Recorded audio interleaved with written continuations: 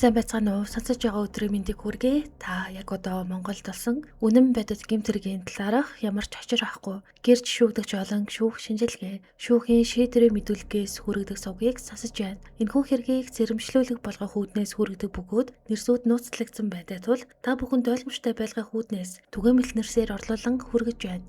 2026 оны 1-р сард 8 сартай жирэмсэн эмэгтэй 4 настай хүүхдийнхээ хамт бусдын гарт онц хэрцгийгээр амь насаа алдсан аимшигт хэрэг гарсан. Мөн 3 настай охин нь зээжин тус газраа олон удаа хутгалуулсан ба цэргийн төв эмнэлэгт хэвтэн эмчлүүлж аз болоход амь наснаас нь холуур өнгөрсөн байдаг. Уг хэргийг 48 настай эрэгтэй Эм Батжулуун гэх этгээд үйлсэн тогтоогдсон. Түүнийг цагдан хорсонг та бүхэн санаж байгаа байх. Эм Батжулуун гэх этгээд нь сэтгцийн өвчтэй ба өмнө нь 2020 онд Орхон аймагт гудамжинд далгаж явсан хүний амь насыг хөнөөсөн байна. Энэ хүний амь насанд хүрсэн хэргийг шүүгээр хэлэлцэн. Шинжээчид түүнийг Дэлхийн эрүүл мэндийн байгууллагын сэтгцийн оншийн дагуу F20 буюу шизофрен оншоор оншилж сэтгц мэдрэлийн өвчтөй учраас шоронд ял идлэх боломжгүй тул сэтгцийн эрүүл мэндийн үндэсний төв буюу бидний мэдхээр шар хаданд албатан хэвтүүлж эмчилгээнд хамруулсан байна.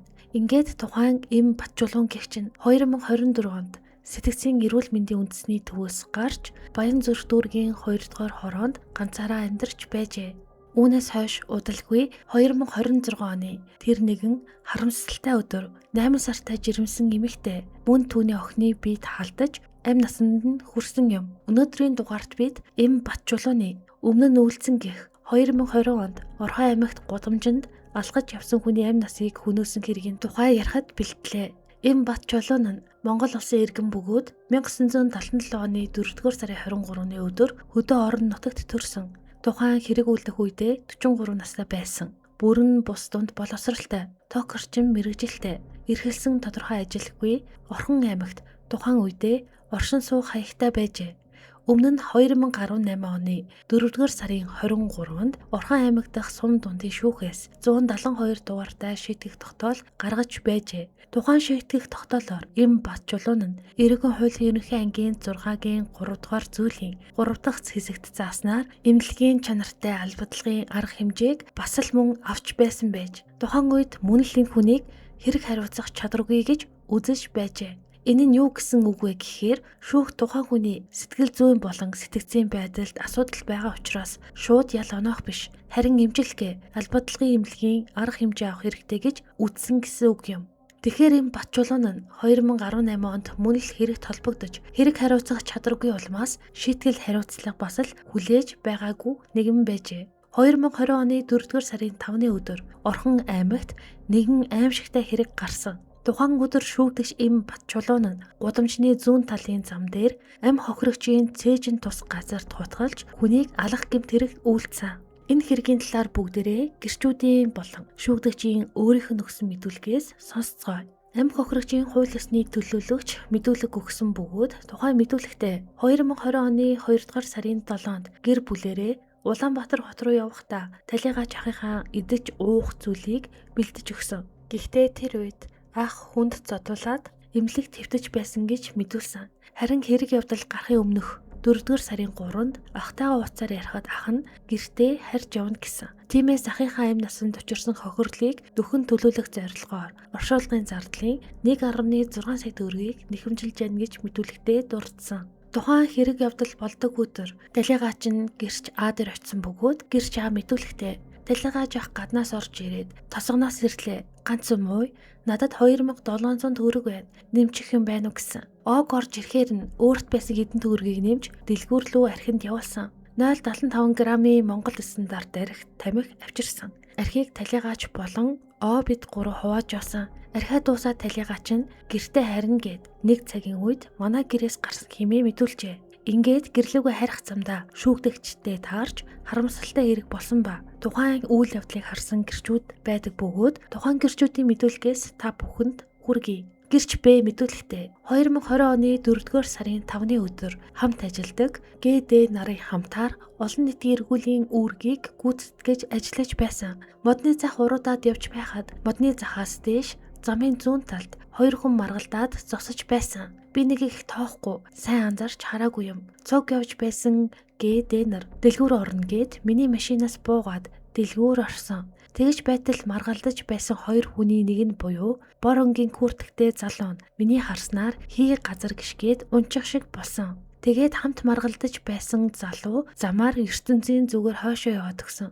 Тухайн үед би согтуу байна даа гэж бодоод босож ирэх нүгэд хартал Саарал өнгийн Перус 20 машин энгийн хувцастай цагдаагийн ажилтан машинаасаа бууж ирээд уг хүнийг хараад зогсохоор нь би яваад очиход уг хүн доошоо харчихсан байсан ба төргөн дуудий хөдөлгөж болохгүй шүү гэж хэлсэн. Богино хар күртэг бараа өнгийн өмд малгайтай байсан хэмээн харсан зүйлээ мэдүүлдэг.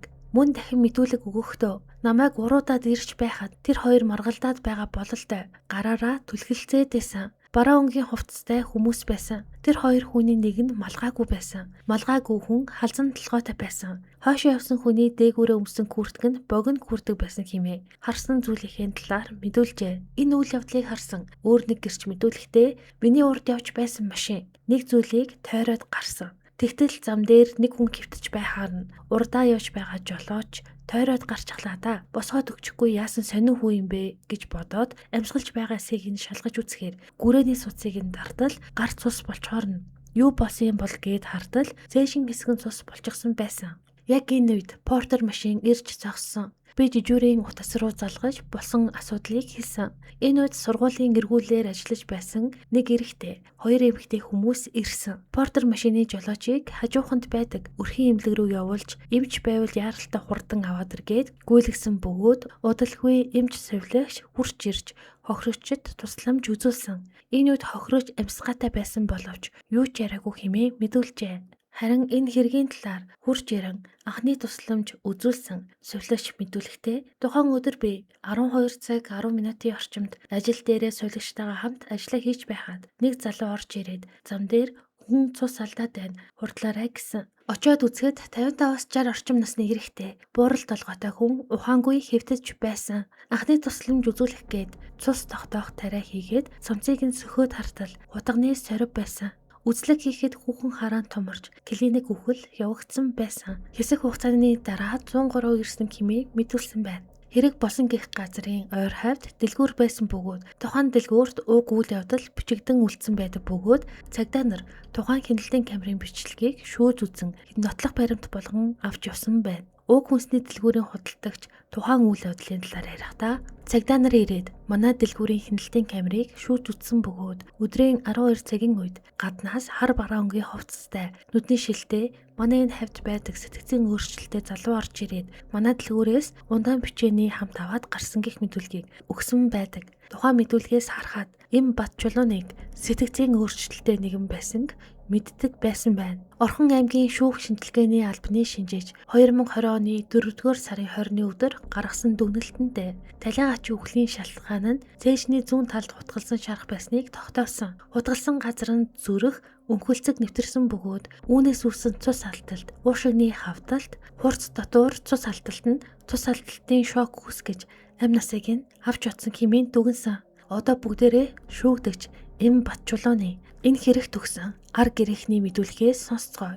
Гэрч мэдүүлэхдээ би эцэг гэхээсээ 8 уулаа бөгөөд бат чулуун нь айлын 7 дахь хүүхэд дүү бат чулуун нь гэр хорооллын 3 дахь сургуульд 8 дахь курслээ суралцаж төгссөн. Дунд сургуулаа төгснөөс хойш хараа нь муудаж нүдэрээ группт орсон байсан. Ах トゥ бид нар нийлж байгаад Орхон аймагт хашаа байшин авч өгч оруулсан. Тэр гэртээ сүүлийн 7-оос 8 жил ганцаараа амьдарч байна. Сэтгцийн өөрчлөлт нь 5-аас 6 жилийн өмнөөс эхэлсэн. Өөрийнх нь яриагаар бол чихэнд нь янз бүрийн юм сонсогддог. Тэнгэрээс надад юм хэлсэн гих мэтэр сонин гачи юм яриад байдаг. Энэ үйлдэлүүд нь жил бүрийн хавар, намрын улиралд их ажиглагддаг. 2018 онд бага насны хүүхэд цоцсон хэрэгээр шалгагдаж байгаад Улаанбаатар хотод сэтгцийн эрүүл мэндийн төв рүү эмчилгээгээр яваад тэндээ 1 жил гарan хөвсөн хэмээн мэдүүлсэн. Энэ мэдүүлгээс харахад 2018 онд орооцолдож байсан хэрэг нь тодорхой болсон бөгөөд 2018 онд бага насны хүүхдийг цоцсон хэрэгээр шүүгдэгч нь мөн сэтгцийн эмнэлэгт 1 жил хэвтээд гарч ирсэн байна.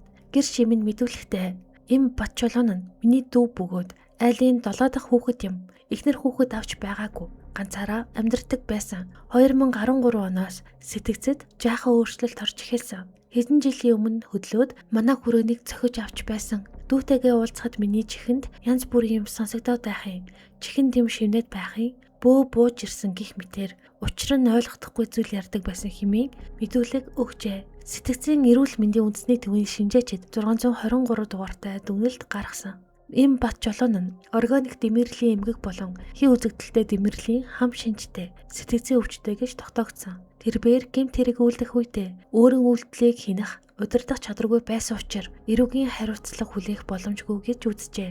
Иймээс им бат чулуунд эмнэлгийн чанартай албадлагын арга хэмжээ авах шаардлагатай бөгөөд үүнийг сэтгцийн эрүүл мэндийн үндэсний төвийн шүүх сэтгцийн эмгэг судлалын клиникт 3 жилийн хугацаагаар хэрэгжүүлэх ёстой гэж зөвлөсөн. Шүүх хуралдааны хэлэлцүүлэгт шүүгдэгч им бат чулуун мэдүүлэг өгсөн байдаг.